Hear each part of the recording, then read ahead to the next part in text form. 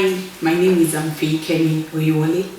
I am an inspirational writer and I draw my inspiration from biblical principles. I believe that life comes in seasons and these seasons could be challenging, sometimes extremely difficult and other times joyful. But I always say something to you that in whatever season that you find yourself, you should take 3 important steps. The first one is to embrace that season. The second one, see God in it. And the third one, learn from that season. I have also authored 3 books. The first one is Am I Ready? A spiritual guide to choosing a life partner. The second one is Forgiveness, your access code. And the recent one that I just authored is entitled The Prevailing Prayer of a Parent. I am joined here today with my very good friend, Lisa Sekajia. Lisa, how are you? I'm well, thank you. Thank you. You're welcome to my home. Thank you. As you know, we want to talk today about the importance of praying for our children. Before I ask you the first question, I come from Nigeria and you come from Uganda. Can you just tell us a bit about how people raise children in Uganda? I think in Uganda we have various ways depending on the generation. For example, in my generation, when I grew up in my home with my parents, they were very strict. Discipline was very high. If you did something wrong, you were punished. You were expected to study at a certain time, help with the household chores, clean up after yourself, and it was a very structured life. But now I see with this new generation, our age group, we have kind of relaxed on it.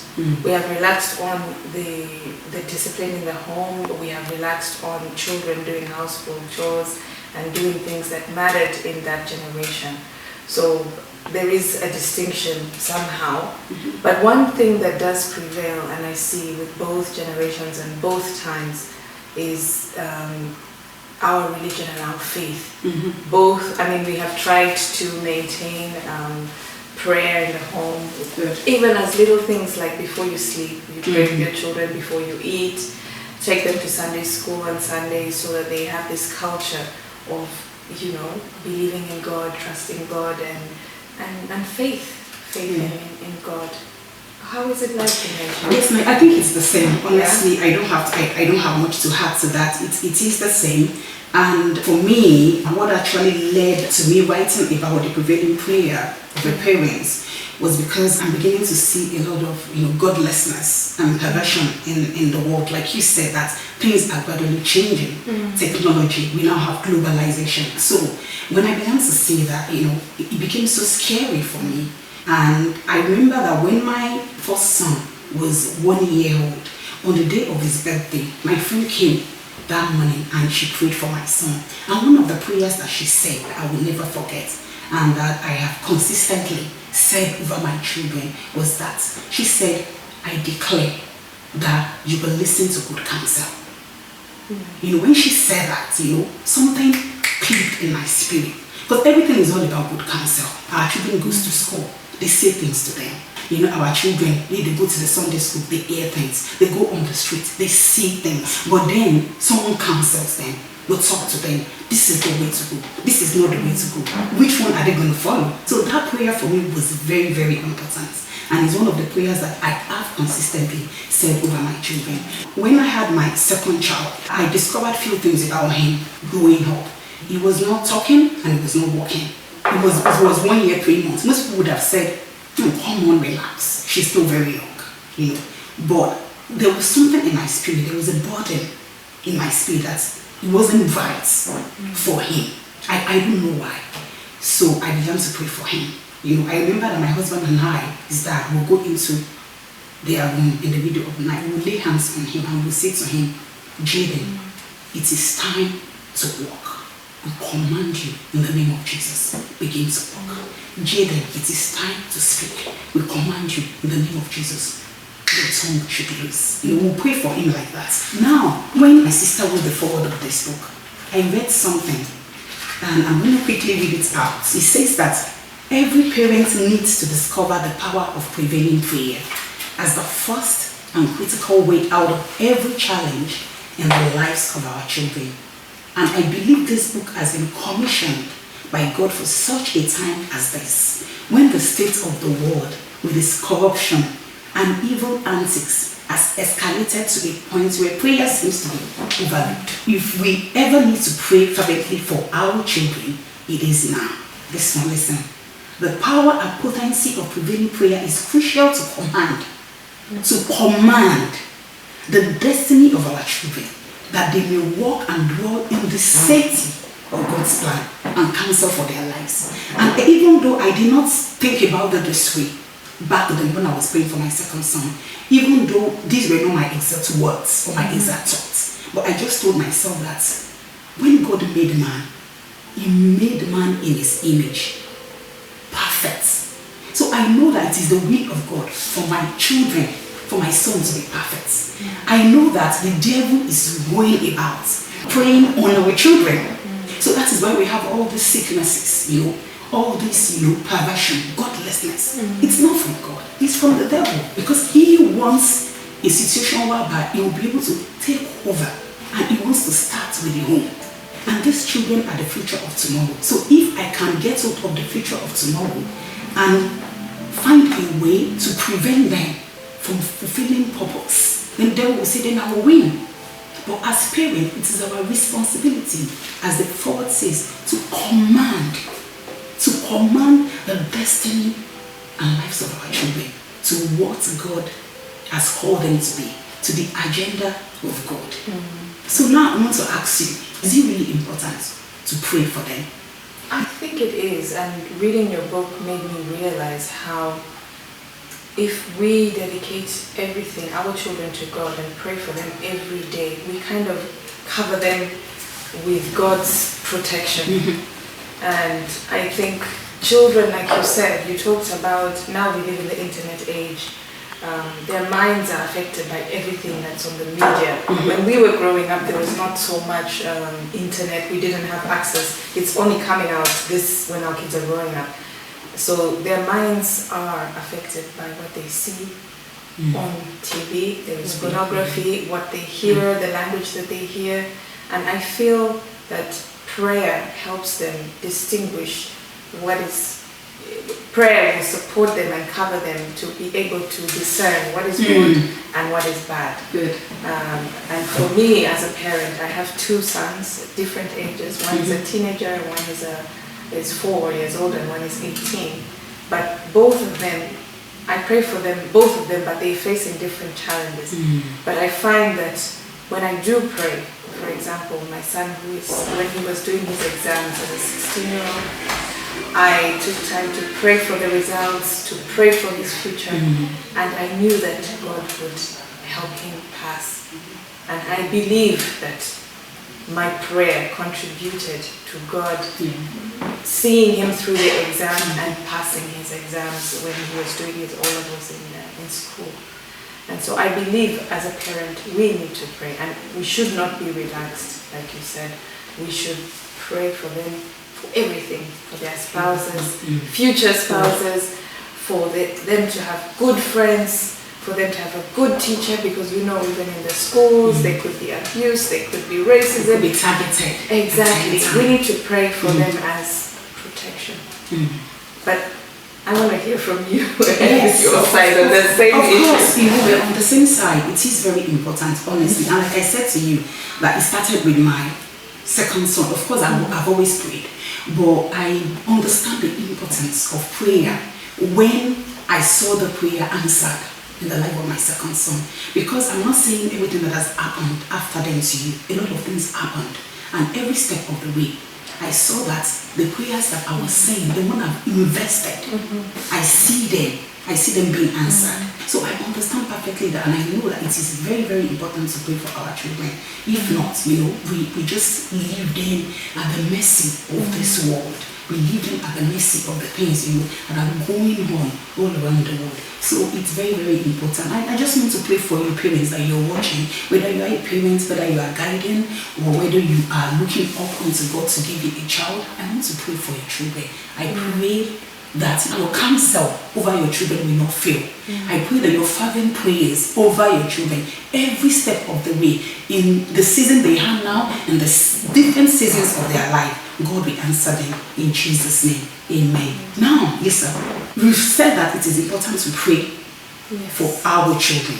Yes. Many people will say that faith without works is dead.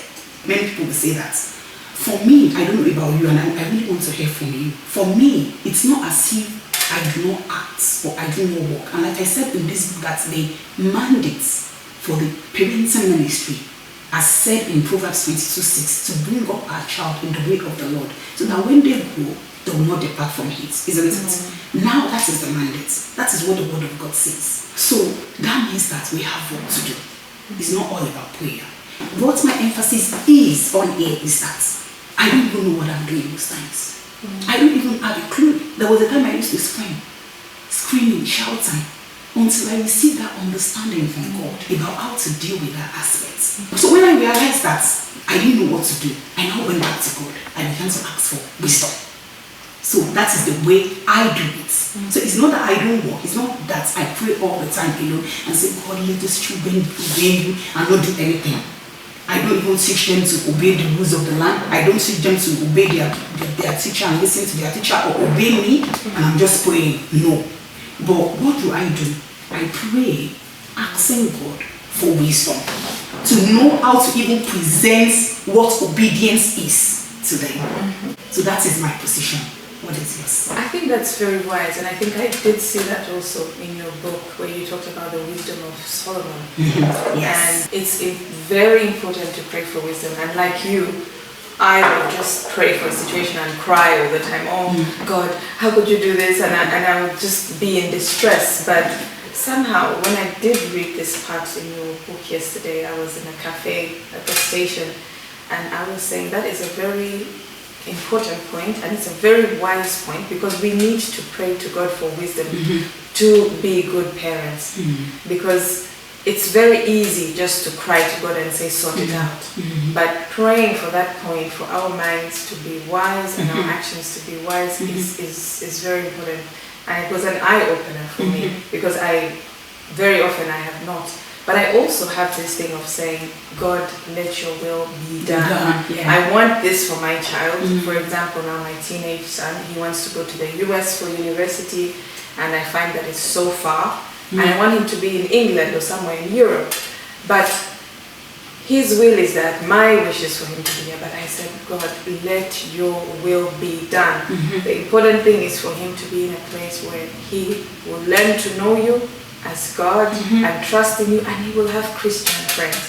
So if it means being in the US and so far away, then let your will be done. But if it means staying in the UK, Lord, let your will be done. I love that. But it took me long to get to that point in life of praying for wisdom, because you want the easy way out. Exactly. I want it sorted out now, No. But yesterday your book reminded me that that's the starting point. Yes. And parents out there, pray for yourself to have wisdom, and also pray that you will accept God's will for your children.